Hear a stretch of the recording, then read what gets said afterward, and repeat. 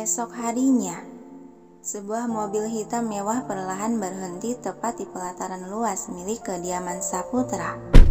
Turunlah seorang lelaki tampan berjas rapi berwarna hitam dari pintu kemudi dan langsung berjalan menghampiri sepasang suami istri yang sudah terduduk di sofa teras rumah. "Kita mau kemana?" Sampai saya lihat ada beberapa mobil pribadi keluar dari gerbang tadi. Begitu sampai di hadapan pasangan itu, Alex langsung mengajukan pertanyaan. "Itu mobil ayah dan Kak Arga. Nanti kita pun bisa menyusul mereka." Jawaban Egy yang tak memuaskan, sehingga lelaki berjas itu pun berdecak sebal. "Kita mau berziarah ke makam ibu mertua saya, Kak."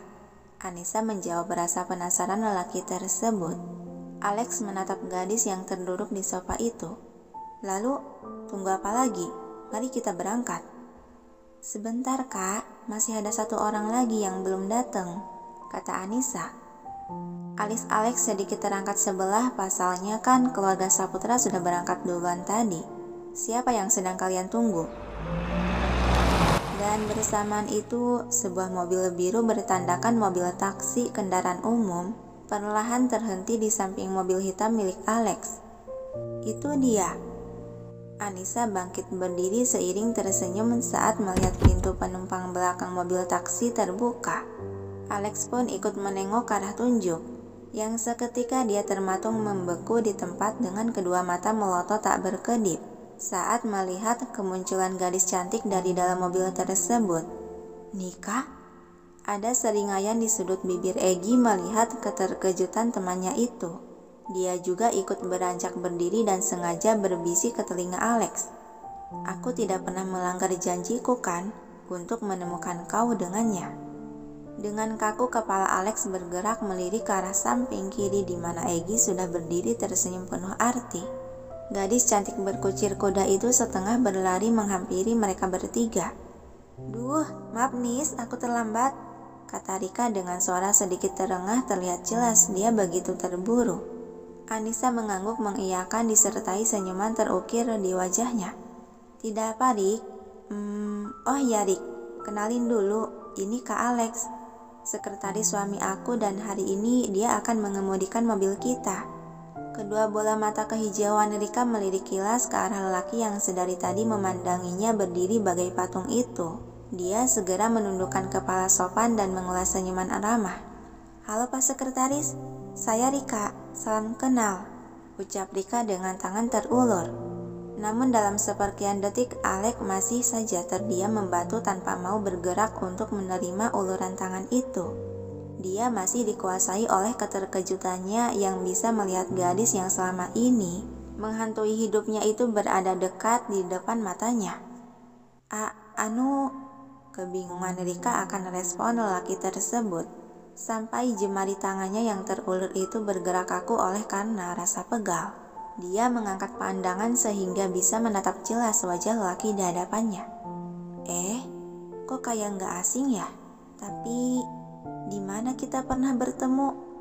Batin Rika merasa familiar akan wajah lelaki yang ditemui itu. Deheman Egy seraya memberi tepukan pelan di bahu si Alex untuk menyadarkan dari keterpakuan. "Lex, mari bicara sebentar," bisiknya. "Sayang, kami ke dalam sebentar. Kalian masuklah duluan ke mobil," kata Egy yang dimangguti oleh Anissa. Lalu Egy pun melangkah pergi menarik si Alex yang terlihat enggan untuk melangkah. Sepergian kedua lelaki tersebut, merasa tak enak, Anissa segera merangkul lengan gadis sahabatnya yang terlihat bengong itu. "Maaf ya Rik, kalau Kak Alex bersikap seperti itu tadi." Rika tersenyum memaklumi. "Nggak apa-apa kok Umi. Jadi namanya Alex ya?" Tapi Rik, kalau bisa jangan panggil dia Bapak, karena dia nggak suka dipanggil Bapak loh," bisik Anissa memperingati. Alis Rika dibuat mengernyit melirik bingung. "Haduh, jangan-jangan dia nggak mau nerima uluran tanganku gara-gara aku panggil Bapak." Anissa terkekeh pelan melihat ekspresi wajah sahabatnya yang panik merasa bersalah. Mungkin juga sih, dia sengaja menggoda. "Waduh, aku udah dicap tak sopan dong." Rika tambah panik. Enggak lah Rik, udah yuk kita ke mobil, ajak Anissa menggait lengan Rika dan menariknya untuk berjalan menuruni anak tangga teras. Dan di sisi lain, Egy menarik lelaki yang terlihat linglung itu ke ruangan utama kediaman Saputra. Seketika Alex mendudukkan bokongnya ke sofa saat merasakan lemas mendera dalam dirinya dan masih dilanda shock. Egy pun ikut mengambil duduk di sofa lain di seberangnya. Dia menatap lelaki di depan yang masih terlihat bengong tertunduk itu. "Lex, katakan." Panggilan Egy berbarengan dengan suara gemetar Alex. Kepala Alex yang semula tertunduk perlahan terangkat menatap tajam ke arah lelaki di seberang meja itu. "Apa aku sedang bermimpi lagi?" Dengusan pelan disertai senyuman tipis Egy membalas menatap. "Tidak, kau sedang tidak bermimpi." Hembusan napas kasar nan berat Alex mengusap wajahnya secara kasar dengan kedua tangannya. Dia tepat di hadapanku. "Nika, dia bukan Nika Mala," cetus Egy yang sontak Alex melirik cepat dengan alis berkerut. "Apa yang kau katakan, Jelas-jelas dia Nikaku. Kau lihat kan wajahnya tadi?" Suara Alex meninggi sudah terbawa suasana dan emosi yang sedang bercampur aduk dalam dirinya. "Dia bukan Nika Mala." Egy mengulang kalimat yang sama dengan sorot mata tersirat keseriusan, sehingga Alex dibuat tertegun dan dalam semenit keheningan membentang di antara mereka berdua. "Nika, dia Nika, Nika." Alex terus bergumam dengan kepala tertunduk dan kedua tangan terkepal, menahan gejolak perasaan rindu yang terlalu mendalam dalam diri. Melihat itu Egy hanya bisa mendesah pelan, dan mau tak mau akhirnya dia mengeluarkan kartu andalannya yang selama ini disembunyikan. Dia mengambil sebuah berkas yang sudah dia siapkan dari sebuah tas di laci meja dan melemparkannya ke atas meja. "Lihatlah itu, kau akan tahu kebenarannya."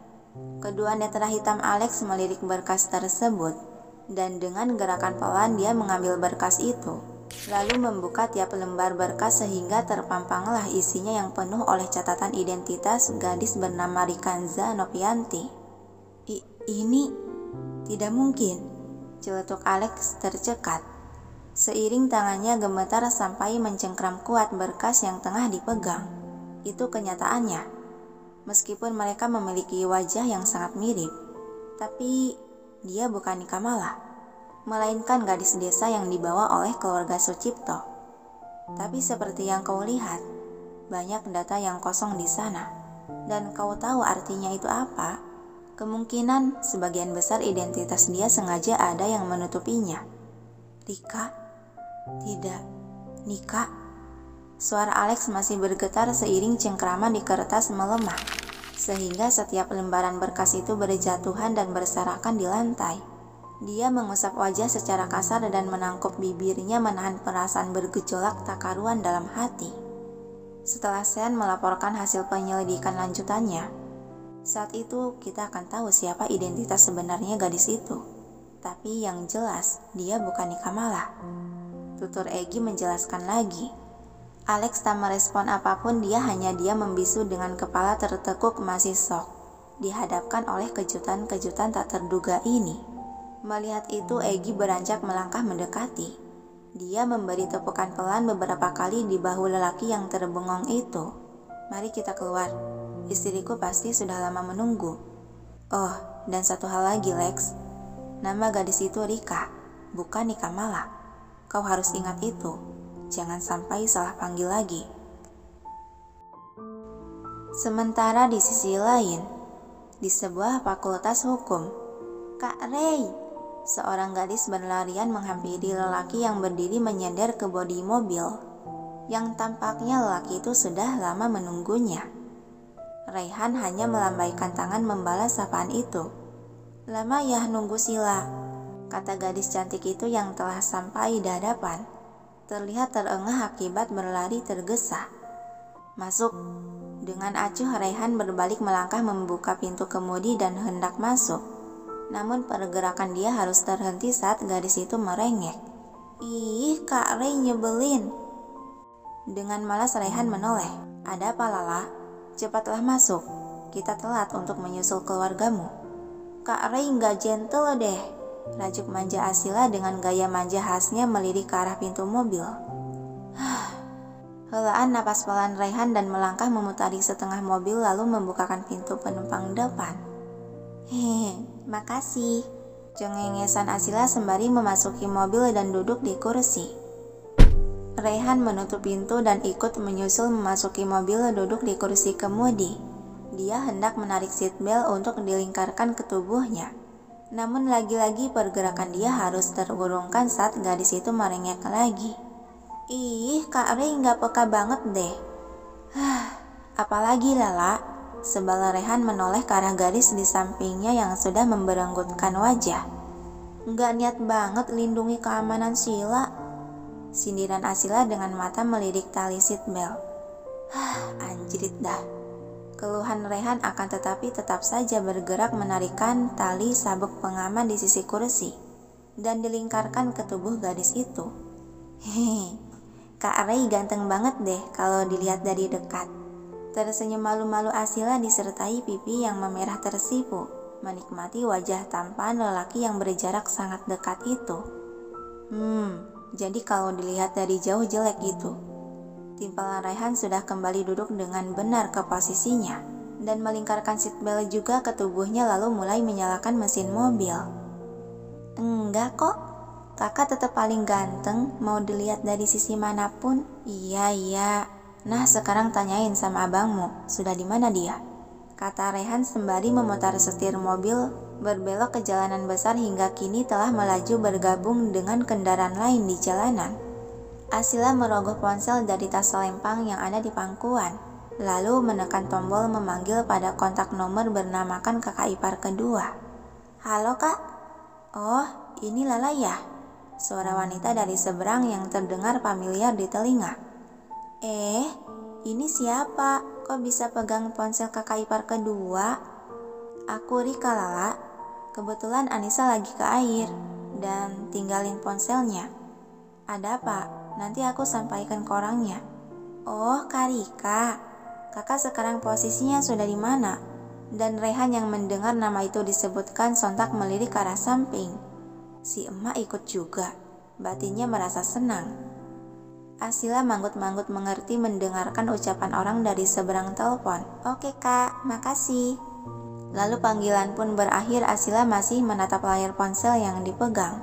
Nih kak, Kak Rika ngirimin lokasinya. Dia menunjukkan layar ponsel ke lelaki yang sedang mengemudi itu. Sejenak Raihan melirik layar ponsel lalu kembali menatap ke jalanan. Si emak beneran ikut. Kakak ipar kedua yang ajak.